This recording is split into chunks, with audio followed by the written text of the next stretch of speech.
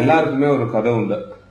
அது மாதிரி இந்த மயோபதி ரிசர்ச் சென்டருக்கு ஒரு கதை இருக்குது. மஸ்குலர் டிஸ்ட்ரோபின்றது எல்லாருக்கும் தெரியும், ஒரு ஜெனட்டிக் டிசீஸ் அப்படின்னா பரம்பரையா வரக்கூடிய ஒரு வியாதி.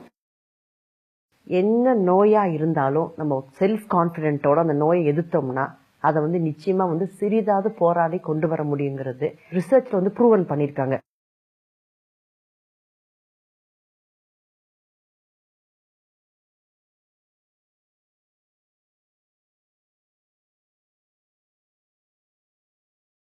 ஏதோ ஒரு குழந்தைங்க நடக்க முடியல, நம்ம நடக்க வைக்கிறோம் அப்படிங்கிற ஒரு கான்செப்ட்ல பண்ணிட்டு இருந்தோம். ஆனா மஸ்குலர் டிஸ்ட்ரோபிக்கு தான் ட்ரீட்மெண்ட் பண்றது எனக்கு உண்மையாவே தெரியாது. மஸ்குலர் டிஸ்ட்ரோபி வந்த குழந்தைங்களுக்கு பாத்தீங்கன்னா 3 வயசுக்குள்ள அவங்களோட நடைகள்ல சேஞ்சஸ் இருக்கும். கொஞ்சம் கொஞ்சமா விழ ஆரம்பிப்பாங்க. அதுக்கப்புறமா அவங்களுக்கு கீழே உட்கார்ந்து எழுந்துக்க முடியாது, இந்த பிரச்சனைகள்லாம் வரும். குறைஞ்சபட்சமா 6 வயசு 7 வயசு நடக்க சொல்லலாம் அவங்களுக்கு மசில்ஸ்ல கண்ட்ராக்சர் வர ஆரம்பிச்சிடும். ஜென்ரலி எல்லா பேரண்ட்ஸும் குழந்தை பிறந்த உடனே அதை எப்படி ஆசாசியா வளர்க்கணும்னு ஆசைப்படுவாங்க. அந்த ஸ்கூல் போகணும், இந்த ஸ்கூல் போகணும், அந்த கிளாஸ் கட்டணும், ஏகப்பட்ட கனவுகள் இருக்கும். அது குழந்தை விழுக ஆரம்பிச்சதுக்கு அப்பவே சரியா ஆரம்பிச்சிருது. மஸ்குலர் டிஸ்ட்ரோபினா யாராவது இப்போ கூட நீங்க யாராவது ஒரு புதுசா ஒருத்தட்ட போய் கேட்டீங்கன்னா அது எந்த ஊருங்க, எந்த ஸ்டேட்டுங்கன்னு கேட்பாங்க. சோ ஏன்னா இன்னும் அவேர்னஸ் வரல. பரம்பரை வியாதின்றது எப்படின்னா ஒரு 10 தலைமுறைக்கு முன்னாடி கூட வந்திருக்கலாம். சில பேர் வருவாங்க நம்ம கிட்ட, மஸ்குலர் டிஸ்ட்ரோபி இருக்கும், எனக்கு இல்லையே, இந்த மாதிரி தாத்தாக்கும் பார்க்கல, அப்பாவுக்கும் பார்க்கல, நம்மளுக்கு எத்தனை தலைமுறைகளை தெரிஞ்சிருக்கும் பாத்துக்கோங்க. 10 தலைமுறைக்கு முன்னாடி கூட இருக்கணும்னு சொல்ல நம்மளுக்கு தெரிஞ்சிருக்கிறதுக்கு வாய்ப்பு கிடையாது, ரொம்ப குறைவு. சோ அந்த 10 தலைமுறை கூட வந்திருக்க ஒரு ஜீன் டிராவல் ஆயிட்டே வரும். ஏதோ ஒரு தலைமுறையில அந்த ஜீன் டிஸ்ட்ரோபின் அப்படின்ற ஒரு ஜீன் மியூட்டட் ஆயிட அதோட செயல்களை செய்யறதுல மசிலுக்கு தேவைக்கூடிய பலத்தையும் சக்தியும் கொடுக்கறது அந்த ஜீன் தான். அந்த ஜீன் மியூட்டட் ஆகிறதுனால கொஞ்சம் கொஞ்சமா மசில்ஸ்ல அதோட வீக்னஸ் ஆரம்பிக்குது. அது எப்ப தெரியும்னா ஒரு 3 வயசுக்கு அப்புறம் தான் தெரியவே ஆரம்பிக்குது. 3 வயசுக்கு முன்னாடி தெரியாது. ஏன்னா 3 வயசுக்கு முன்னாடி தாயோட குணநலன்களை அது அடைஞ்சிருக்கு.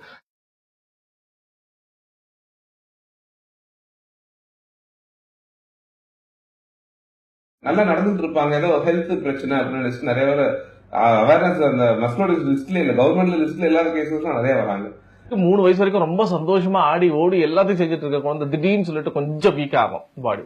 கொஞ்ச நாள் கழிச்சு திடீர்னு கீழே அடிக்கடி விழ ஆரம்பிக்கும்.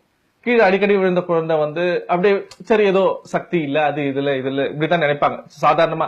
நல்லா ஏன் இது போல இருக்கிற குழந்தைய கேட்பாங்க எல்லாருமே கொஸ்டின்ஸ். ஆனா குழந்தைக்கு இருக்கிற பிரச்சனை அவங்களுக்கு தெரிய போறது இல்ல. சோ கொஞ்ச நாள் ஆக ஆரம்பிச்சுன்னா திருப்பி கீழே உட்கார்ந்த குழந்தை வித்தியாசமா எழுந்துக்க ஆரம்பிக்கும். நம்ம சாதாரணமா எழுந்துக்கிற மாதிரி அவங்க மெல்லமா பிடிச்சு அதை பிடிச்சு இதை பிடிச்சு எழுந்துக்க. இப்படி போற குழந்தை ஒரு 4 வயசுக்கு வர சொல்ல படியெல்லாம் ஏறவே ஏறாது. படி ஏற சொல்ல ரொம்ப ஸ்ட்ரெயின் பண்ணி ஏறும். கீழே விழுந்துகிட்டே இருப்பாங்க, டப்புன்னு விழுந்துருவாங்க. யாராவது பிடிச்சி சும்மா தட்டினா கூட விழுந்துருவாங்க. என்னவோ குழந்தைக்கு பிரச்சனைன்னு சொல்லிட்டு டாக்டர் கிட்டே அப்பதான் போக ஆரம்பிப்பாங்க. அது வரைக்கும் ஏதோ சக்தி இல்ல, அது இல்ல, இது இல்லன்னு சொல்லிட்டு நினைச்சிட்டு இருக்கிற ஜனங்கள் அதுக்கப்புறம் டாக்டர் கிட்ட போக ஆரம்பிச்சுன்னா டாக்டர் கொஞ்ச நாள் எடுத்துக்குவார். கொஞ்ச நாள் விட்டமின்ஸ் எழுதி கொடுப்பாரு. சக்தி இல்ல, இவங்களுக்கு இதை பண்ணுங்க. ஏன்னா அவங்களுக்கு போதில இனிஷியலா போன உடனே டாக்டர்ஸ் அதான் செய்வாங்க. சோ அதுக்கப்புறம் பார்க்க அவங்களோட சிம்டம்லாம் இந்த மாதிரி இருக்க ஆரம்பிச்ச உடனே இருக்குதுன்னு தெரிஞ்சதுக்கு அப்புறம் அவங்க கிட்ட ஆக்சுவலா ஒரு 3 நாள் சாப்பிடாம இருந்த பேரண்ட்ஸ் எல்லாம் நிறைய பேர் இருக்காங்க. அதுல ஜென்ஸ் பரவாயில்ல, கொஞ்சம் ஈஸியா எடுத்துக்கிறாங்க. லேடிஸ் சுத்தமா நொறுங்கி போயிடுறாங்க. சோ அவங்கள அதுல இருந்து கொண்டு வரதுக்கே கொஞ்சம் நேரம் ஆகுது. இது டிசீஸ் இப்படி இருக்குதுன்னு புரிய வைக்கிறதுக்கே நம்ம கொஞ்சம் நேரம் ஆகுது. புரிய வச்சதுக்கு அப்புறம் அதோட தீவிரம் என்ன, எப்படி இருக்குன்னு தெரிய வச்சு அதுக்கப்புறம் தான் நம்ம ஹாஸ்பிட்டல் ட்ரீட்மெண்ட் பத்தி சொல்ல வேண்டிய நிலைமை இருக்குது. ஏன் இப்படி நடந்ததுன்னு கேள்விக்கு இன்னும் ஆன்சர் கிடையாது. என்ன பண்ணலாம் அதை எடுத்து காமிக்கிறோம். நிறைய பாசிட்டிவ் திங்ஸும் இருக்குது மற்ற குழந்தைகளோட கம்பேர் பண்றப்போ. அந்த பாசிட்டிவ் திங்ஸை ஹைலைட் பண்ணி அவங்களுக்கு ஒரு டானிக் கொடுத்து அனுப்புறோம். எப்பயுமே பேரண்டிங் தான் இம்பார்ட்டன்ட், நம்ம எல்லாருக்குமே தெரியும். நம்மளெல்லாம் பார்த்து தான் பிள்ளைங்க வளர்றாங்க. நம்மளோட ஒவ்வொரு சந்தோஷமும் துக்கமும் நிச்சயமா குழந்தைகளை பாதிக்கும். அதனால அந்த பேரண்ட்ஸை ரெடி பண்ணிட்டாலே நம்ம குழந்தைகளை சரி பண்ண முடியும்.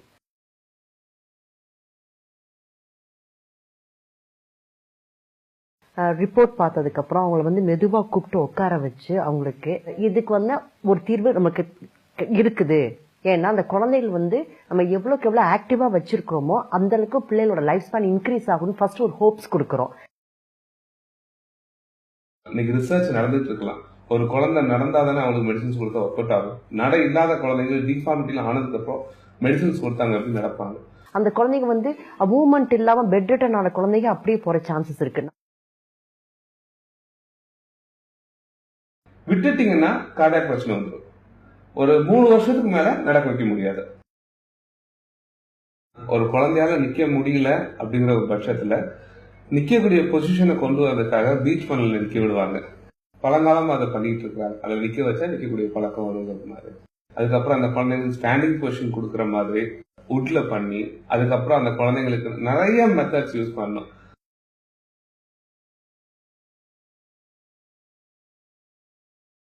கியூரபிள் பண்றதுக்காக எனக்கு எதுவுமே இல்லை.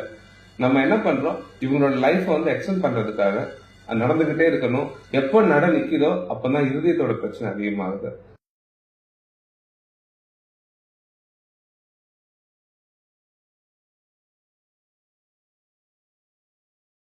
இருதயத்தோட செயல்பாடு கம்மியான உடனே எப்போ சளி வருதோ அன்னைக்கு பிரச்சனை ஆகும். மார்னிங்ல இருந்து ஈவினிங் வரைக்கும் வந்து கண்டினியூஸா குழந்தைகளுக்கு வந்து தெரப்பி கொடுக்கறதுனால பசங்கள் வந்து ஆக்டிவா இருக்கிறாங்க, பாடி கண்டிஷன் நல்லா இருக்கு, சைக்கலாஜிக்கலா அவங்க பியர் குரூப்போட இருக்கிறப்ப ஹாப்பியா இருக்கிறாங்க.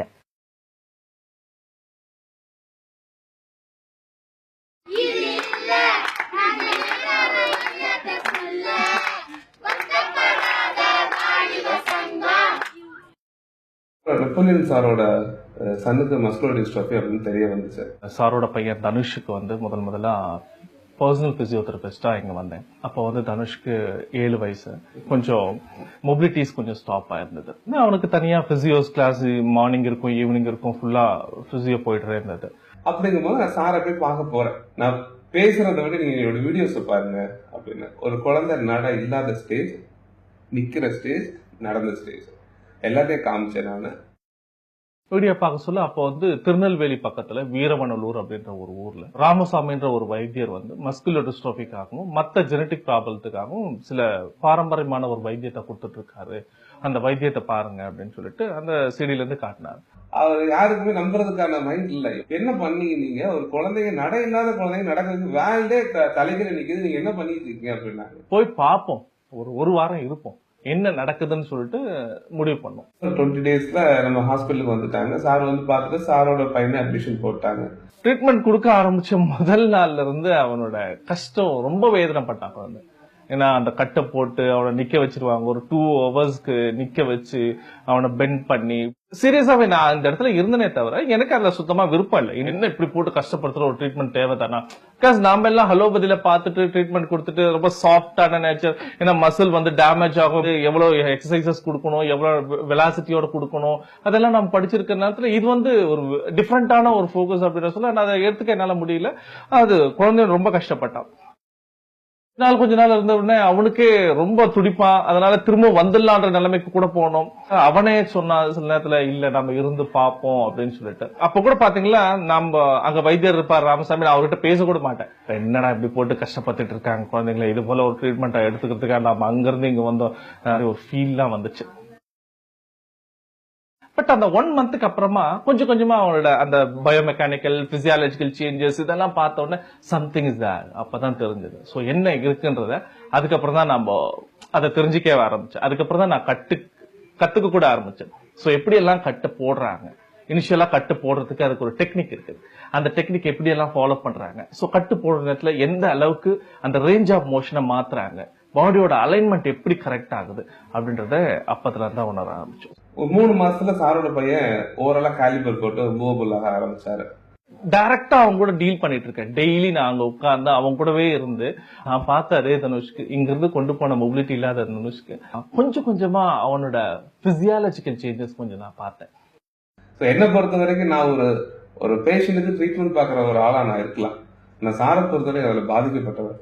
சோ அந்த பையன் நடந்த உடனே மஸ்குலர் டிஸ்ட்ரோபிக்கு இவ்வளவு பெரிய ஒரு விஷயம் இருந்து இது வெளியில தெரியப்படுத்தவே இல்லை, இது வரவே இல்லைன்னா அது நீங்க தான் காரணம், இது பெரிய அளவுல கொண்டு போலாம், நீங்க ஒருத்தர் திருச்சிக்கு வாங்க. நாங்க ஒரு 5 வருஷத்துக்கு முன்னாடி நான் சாரை பார்க்க திருச்சிக்கு போனேன்.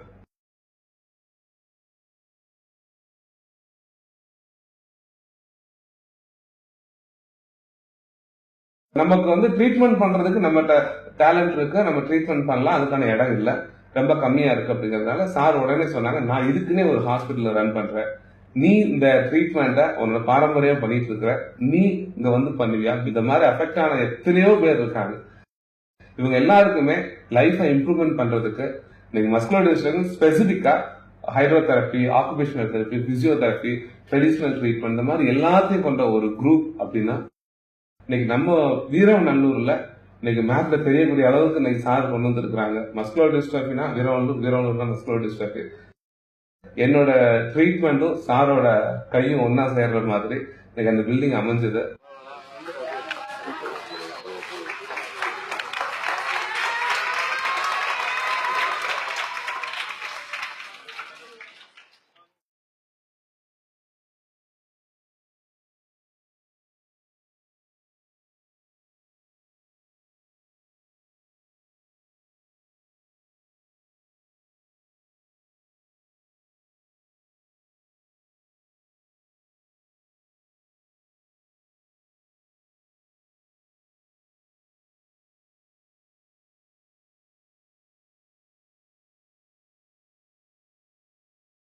மயோபதி ஹாஸ்பிட்டலோட தசைச்சிதைவு நோயாளிகளுக்கான தனிப்பட்ட ஸ்விம்மிங் பூல், நீச்சல் பயிற்சி குளத்துல நின்றுட்டு இருக்கிறோம். இந்த நீச்சல் பயிற்சி மட்டுமே உலகம் முழுவதும் எந்த விதமான தடையும் இல்லாம தசைச்சிதைவு நோயாளிகளுக்காக பரிந்துரைக்கப்பட்ட ஒரு சிகிச்சையாப்படுது. இந்தியாவை பொறுத்த வரைக்கும் தசைச்சிதைவு நோயாளிகளுக்காக மட்டுமே பயன்படுத்தக்கூடிய ஒரே நீச்சல் குளம். நம்ம ஒரு பயிற்சி செய்யறோம், சாதாரணமான ஒரு மனிதர், தசைச்சிதைவு தாக்கம் இல்லாத ஒரு மனிதர் ஒரு பயிற்சி செய்யறாங்க அப்படின்னா தசையில இருக்கக்கூடிய ஒவ்வொரு தசைகளும் உடைந்து புதிய தசைகள் உருவாகுது. ஆனா தசைச்சிதைவு நோயில தசைகள் உடையிற ப்ராசஸ் மட்டும் நடக்குது. அதுக்கு அடுத்து தசைகள் மறுபடியும் உருவாகிற ப்ராசஸ் தடைப்பட்டு போய் ரெண்டாவதா அந்த தசைகளுக்கு இடையில கொழுப்பு உருவாயிருது. அந்த கொழுப்பு கண்ட்ராக்ட் பண்ண முடியல. தசை இருப்பது போன்றதான ஒரு தோற்றம் இருக்குது, ஆனா தசை வேலை செய்யக்கூடிய திறன்ல இல்லை. இதுதான் தசைச்சிதைவு நோயோட பொதுவான விஷயம். அதனால தசைச்சிதைவு நோயாளிகளுக்கு நம்ம கொடுக்கக்கூடிய பயிற்சிகளே ஒரு நேரத்துல 15 நிமிடம் மட்டுமே கொடுக்கணும்னு சொல்லி நாங்க பரிந்துரை செய்யறோம். அதை தவிர ரெசிஸ்டட் எக்ஸசைஸ் சொல்லக்கூடிய பளு தூக்கி செய்யக்கூடிய எக்ஸசைஸ் எதுவுமே முற்றிலுமா நம்ம பண்ணக்கூடாதுன்னு சொல்றோம். ஒவ்வொரு முறையும் எடை தூக்கும் பொழுது அந்த தசைகள் மறுபடியும் உடையுது. அதனால இப்போ நம்ம அவங்களுக்கு தசையை வலுப்படுத்தக்கூடிய பயிற்சிகளுக்கு ஒரே வாய்ப்பா நீச்சல் குளம் மட்டும்தான் அமையுது. இந்த நீச்சல் குளத்துல நாங்க என்ன செய்யறோம் அப்படின்னா அவங்க கண்ட்ராக்சர் ரிமூவல்னு சொல்றோம். அது சயின்டிபிக்கா அவங்க தசையில இருக்கக்கூடிய இறுக்கத்தை முழுமையா விரிவிக்கிறதுக்கு, அந்த தசை லூசன் பண்றதுக்காக உள்ள பயிற்சிகள் பண்றோம். ரெண்டாவது, தண்ணீருக்கு எப்பவுமே பயான்சின்னு ஒரு பவர் இருக்குது. நம்ம தண்ணிக்குள்ள போய் இறங்கி நின்றுட்டோம்னா அதை சுத்தி இருக்கிற தண்ணி நம்ம மேல ஒரு அழுத்தத்தை கொடுக்குது. அந்த அழுத்தத்தை மீறி தான் நம்ம சுவாசிக்க வேண்டியது இருக்குது. அந்த குழந்தைங்களுக்கு முக்கியமா, தசைச்சிதைவு நோயாளி குழந்தைகளுக்கு முக்கியமா செய்யக்கூடிய விஷயம் மூச்சு பயிற்சின்னு தான் சொல்றோம். அந்த மூச்சு பயிற்சியை அதிகப்படுத்துறதுக்கு, உள்ளுறுப்பான நுரையீரலை மேலும் பலப்படுத்துறதுக்கு நீச்சல் பயிற்சி தான் ஒரே வாய்ப்பா அமையுது குழந்தைங்களுக்கு. அதற்கான பிரத்யேக நீச்சல் குளம் நாங்க இங்க வச்சிருக்கிறோம். 5 monthsல எனக்கு நல்ல இம்ப்ரூவ்மெண்ட் ஆயிடுது. இன்னும் நான் 1 or 2 months இருந்தேன்னா தூக்கிட்டு வந்த என் பிள்ளைய அதுவா அலோனா நடந்து போற அளவுக்கு கூட்டு போற நம்பிக்கை இருக்கு. இப்ப எனக்கு 75-90% என் பிள்ளை வந்தாச்சுங்க. இன்னும் ஒரு 10%க்காக காத்திருக்குங்க. கண்டிப்பா நான் கூட்டு போவேன். அதுல முழுமையான நம்பிக்கை இருக்குதுங்க. இந்த முழு பங்கும் மிஸ்டர் நெப்போலியன் சாருக்கும் இங்க உள்ள ஸ்டாஃபுங்க அத்தனை பேருக்கு என் நன்றியை கடமைப்பட்டிருக்கேன். இப்ப 7 மாசம் ஆகுது. இப்ப கீழே மட்டும் ஷூ மாதிரி போட்டுதான் நடக்கும். வர பிடிச்சுங்க எங்களுக்கு சந்தோஷம். நெப்போலியன் சாரு ரொம்ப நன்றி அவருக்கு. அவர் மாதிரி எங்களுக்கு படுக்கி எங்களுக்கு சாப்பாடு தண்ணி எல்லா வசதியும் நல்லா பண்ணி கொடுத்துக்கிறாரு. அவர் சாமியா தான் நினைக்கணும். நாங்க சாமியை நினைச்சுன்னா அவரு நினைக்காத நேரமே இல்லைன்னு நினைச்சிட்டு நெப்போலியன் சாருக்கு ரொம்ப நன்றி. இந்த மாதிரி உள்ள குழந்தைங்களை லைஃபை இம்ப்ரூவ்மெண்ட் பண்றதுக்காக அந்த ஹாஸ்பிட்டல் கட்டியிருக்கிறோம். இன்னைக்கு பாத்தீங்கன்னா நிறைய பேர் பலன் அடைஞ்சிட்டு இருக்காங்க. மஸ்குலர் டிஸ்ட்ரோஃபி நடை இல்லை அப்படின்னு சொன்னா திரும்ப முடியும் அப்படிங்கறத எங்களோட திங்கிங்.